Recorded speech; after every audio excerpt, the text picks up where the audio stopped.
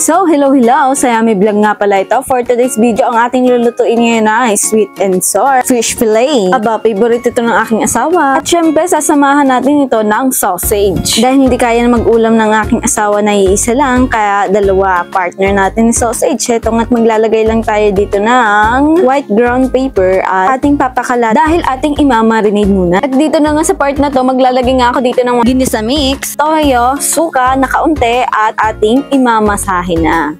Ano daw kamo? Masahe? Aba, baka ibang masahe na sa isip mo ha, lalo na pag masakit ang katawan. Charot. Heto na nga, nagayat na nga rin ako dito ng bawang at ito nga ay aking pipinuhin para masarap. Dahil nga ating ilalagay ito sa ating imamarinade na isda. Kung mapapansin nyo, ito nga pala hindi yung isda na bibili natin sa palengke pero isda pa rin to. Ito nga yung nabili natin sa Pure Gold na nakalagay sa supot na. And yes, wala na po itong balat. And yes, carrots naman, aba ang ating gagayatin for the magic transition dye. Aba, ay para mabilis. And the next, ang gagayatin naman natin ay bell pepper at luya. Ang pagkakagayat nga po nitong luya ay pahaba. Sibuyas. Then, pwede na tayo magluto sa aking paboritong non-stick pan. At heto na nga, naglalagay na nga ako dito ng langis at ating paiinitin na. Habang nagpapainit tayo ng langis, tayo ay maglalagay. At ito ang fish fried powder na ating ilalagay sa ating minarinade kanina.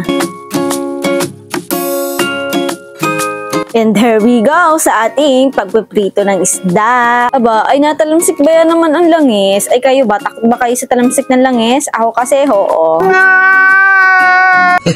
Until nga mag-golden brown ang kulay nito ay ating hahanguin na at itay luto na. Aba, pagkatapos nga natin magprito ng isda tayo ay magigisa naman. Maglalagay tayo dito ng bawang, sibuyas, at luya. Ating haluin para lumabas ang amoy at maglalagay na tayo dito ng carrots, bell pepper, isang tasang tubig at ginisa mix. At hindi pa nagtatapos dyan, maglalagay pa tayo ng paminta, toyo at 3 kutsarang asukal. At hindi mawawala dyan ang nag-iisang ketchup. Yes po, at ating tatakpan, pakukuluin lang natin hanggang sa maluto. So, paano ba yan? Hanggang dito na lang ating vlog. Pero wag niyong kalimutan mag-like and follow, share. Dito lang sa Sayami Vlog. Aba, ay heto na nga ang ating nilutong sweet and sour fish fillet. Sarap yun. Abay, ayos. Pwede nang ulamin.